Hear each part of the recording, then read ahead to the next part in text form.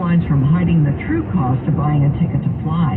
For a closer look, CBS makers Patty Rising and Brett Burkhart spoke with Joe Brancatelli, editor of JoeSentMe.com, the non-commercial website for business travelers. From a customer service standpoint, you'd think airlines would want to be honest about the price, but that's not the case for all airlines. So how will this initiative help travelers? Well, Brett, it depends on how it's executed, and I don't mean to be facetious there. This was originally brought up in 2014, died in 2017. It's being brought back again, but many of the same underlying problems remain. Because I'll give you a perfect example. One of the things you're supposed to now disclose with every fare disclosure is the price to reserve a ticket, to reserve a seat. I looked at a flight from New York to Paris this morning. There were 6 different prices for seats, ranging from like $25 to $65. You're going to have a problem trying to figure out how to display all this information in a way that makes sense to consumers. And of course, you've got the airlines who don't want to do it at all.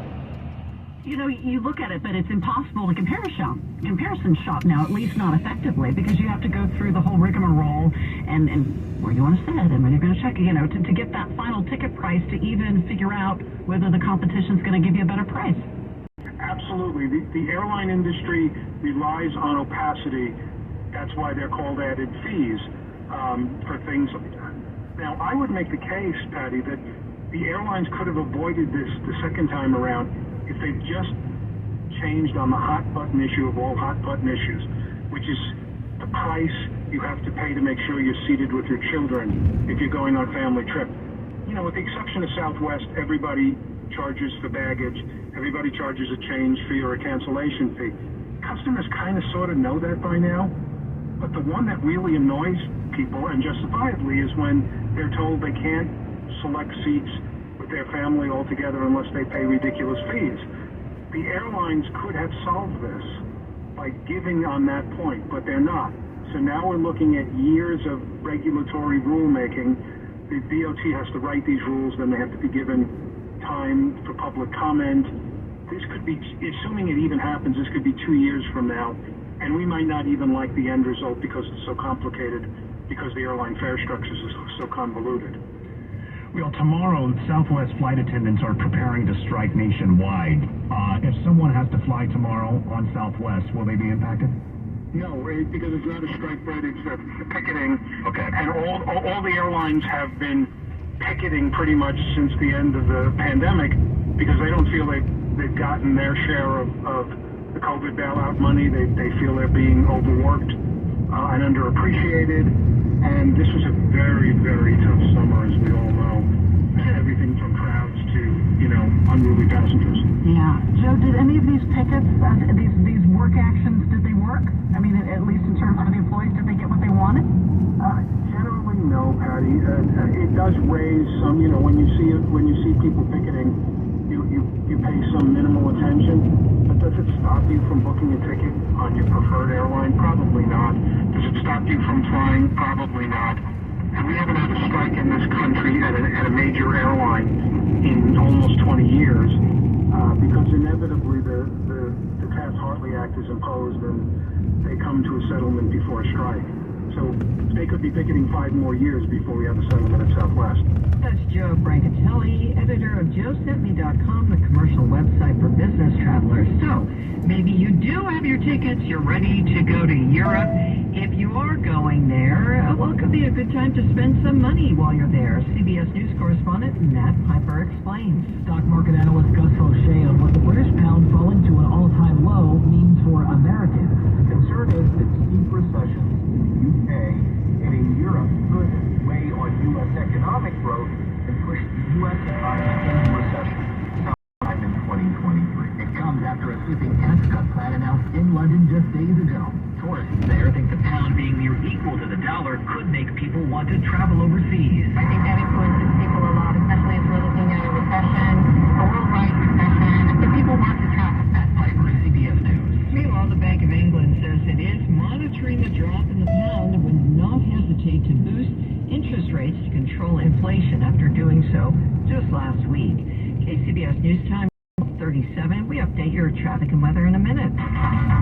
Here in California, people from every nation add to our rich heritage of culture and traditions. The legal team at Habits Law speaks 9 different languages. Our personal injury lawyers are exceptional. Our paralegals, legal assistants, and case managers are exceptional. And they work hard because every one of them cares deeply about what you are going through. They want to make sure you are going to be happy in the future. Something bad happened to you, you feel stress, you feel anxiety, you're not sleeping well, there are problems in the family, you have a lot of uncertainty. We know what you're feeling. When something bad has happened to you, you need help, financial help, and we're here to make sure you get that help. We cover all the expenses. Our only compensation is a percentage of what we win for you. We are Habits Law. Call us at 1-800-INJURED. I'm Omar Habis, and I want to be your advocate. Visit habitslaw.com. HABBAS law.com. 1238, traffic and weather together on KCBS, and we're going to Oakland this time around with Carolyn Burns. That's right. It's on southbound 880 just after the 7th Street on-ramp. This was actually previously reported as right after 880. Two-car crash. One of them was a small car, and it was facing the wrong way in the third lane from the left. Now, CHP is there. Both cars have just been pushed off to the right-hand shoulder, but we are still seeing some traffic that is a bit under the limit from back at the split at 80 eastbound. Also, some road work on the Altamont Pass, 580 westbound, the flyover at the junction of 205. Well, that's closed for bridge repair work. And on 580 westbound from Midway Road to Grant Line Road, you have 3 left lanes shut down until around 3 a.m. or so. But right now, it looks like traffic is getting through that stretch with no problems. Your next traffic update is at 1248 on the traffic leader, KCBS. Overnight fog and drizzle giving way to a mostly sunny day. All the morning overcast will burn off, except a little bit lingering at the coast, keeping it cool there in the 60s, 70s around the bay, into the low to mid 80s inland. Traffic and weather together on the 8s on All News 1069 and AM 740. KCBS, sponsored by Chilton Auto Body. Have you been in a car accident? Chilton Auto Body has 15 convenient Bay Area locations to help restore your vehicle to pre-accident condition. Chilton Auto Body is also actively hiring for all positions. For more details, head to ChiltonAutoBody.com. The Bay Area's leader in collision repair. KCBS News Time 1240. There are 2 gambling measures on the ballot in California this year. KCBS's Chris Ancarlo reports the propositions are betting against each other. Proposition 26 is the more responsible approach to sports betting in California. Kathy Fairbanks is the spokesperson for the Yes on 26 and No on 27 campaign. She says 26 is sponsored by tribes and it would allow in-person betting at tribal casinos and the 4 regulated racetracks in the state. And we think this is more responsible because with in-person betting, you can make sure that no one underage is gambling on sports or gambling on anything. You've got in person. She says Prop 27 would undercut the authority given to tribes by voters in 1998. And they've upheld their responsibility to the voters. They create, the tribal casinos create support about 150,000 jobs a year. We talked with Fairbanks on our State of California program. We'll be hearing from the supporters of Prop 27 on Wednesday's show as we continue to examine the statewide propositions. Chris Ancarlo, KCBS. Cyber attacks reportedly up by as much as 50% over the past year, and as one expert explains, it's getting easier to do. We get that story from reporter Vicki Moore. Most things these days are as easy as a click of a button. It comes as no surprise that cyber attacks are also getting easier. There's so much money involved. It doesn't take a lot of skill when you can actually buy these services. Buy these services. Yes, it's become a service. You can actually buy a subscription, just like a software subscription to a ransomware provider. George Kurtz with the security firm CrowdStrike tells CNBC people have created a business out of ransomware and they're profiting off security holes and unsuspecting employees. With enough time and patience and enough phishing emails and the like, you're going to have some level of success in many companies that are underprotected. School districts have become more frequent targets as they do tend to be underprotected. Vicki Moore, KCBS. States cracking down on shady recyclers who buy stolen catalytic converters. KCBS reporter Holly Kwan tells us governor signed a bill that requires a whole lot of paperwork to show that the people selling the parts actually own the parts. Last year, Californians had to replace over 18,000 catalytic converters stolen out of cars. That's up from only 1,300 in 2018. Now the governor has signed a bill requiring better record keeping for dealers. We're going to get to the root cause, at least one of the root causes of this crime, and that's those brokers and those middlemen who pay top dollar for stolen parts. It will now be illegal in California to buy catalytic converters from anyone other than licensed auto dismantlers or dealers. The people who buy and sell these parts now have to keep detailed records, so we can better trace thefts if indeed they do occur. Replacing those parts can cost thousands. The most targeted vehicles seem to be Ford F-Series trucks, Honda Accords, and a Toyota Prius. Not making it off the governor's desk was a bill that would have made kindergarten mandatory. The governor saying it would have cost too much. Expect a flurry of activity out of Sacramento this week, as the governor has until Friday to decide on bills passed in the legislature. Holly Kwan, KCBS. Well, some iconic instruments will hit the auction block next month. CBS's Monica Ricks reports. Whatever you play won't come close. Of course, GWS auctions are putting guitars from some of the biggest rock stars of all time up for sale next month, including one of Kurt Cobain's acoustic guitars. A 1975 acoustic owned by Elvis, and Jimi Hendrix's vintage Sunburst electric guitar. That one's expected to fetch $250,000.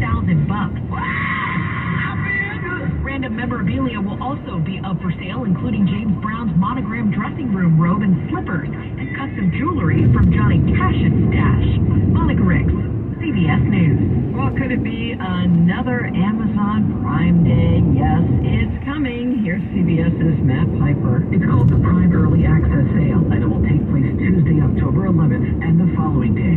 Promising early discounts in time for the holidays, the event, like previous, is only open to members of Amazon's Prime subscription program. Many retailers are in for questionable holiday periods due to inflation and rising interest rates. It is the first time the retail giant will hold two such events in the same year. The earlier one was held in July. Matt Piper, CBS News. By the way, Amazon Prime now will cost you $139 a year or $14.99 per month. Prime Day began back in 2015. Coming up on KCBS, new evidence. A 4-day work week is good for you and for your employer. KCBS News Time, 12:45. Stephen Langford has sports. It was a solid win for the San Francisco Giants as they take 2 of 3 Diamondbacks over the weekend, but it was a big day for Elk Grove native J.D. Davis. High and deep to right. Marshall back! Out of here! Dwayne Kuiper on the call for NBC Sports Bay Area. That was Davis's home run that he hit in the 9th inning. It was his 4th hit on the day.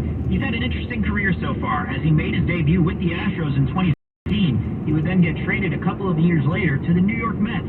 As injuries kept him off the field for extended periods of time, the Mets didn't have a place for him on their roster, and was eventually traded to the Giants back in August.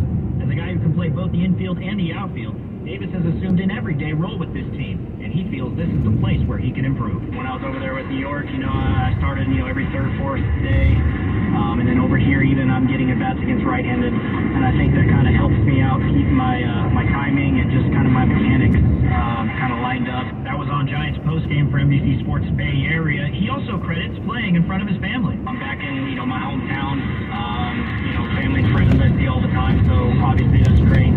Not being 3,000 miles away. Davis's contract is up at the end of the season, and he'll try to make the case for keeping a spot on this roster in 2023 with the 9 remaining games left this year. From the sports desk, I'm Stephen Langford, KCBS.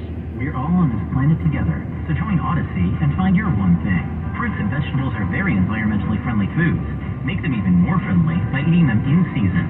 Join Odyssey, and together each of us doing one thing makes a greener tomorrow. What's your one thing? KCBS is an equal opportunity employer, and we encourage local community organizations to refer qualified applicants to us. You can receive KCBS and Odyssey job vacancy information by contacting Human Resources at 415-766-4011 or by emailing sfhr@odyssey.com. You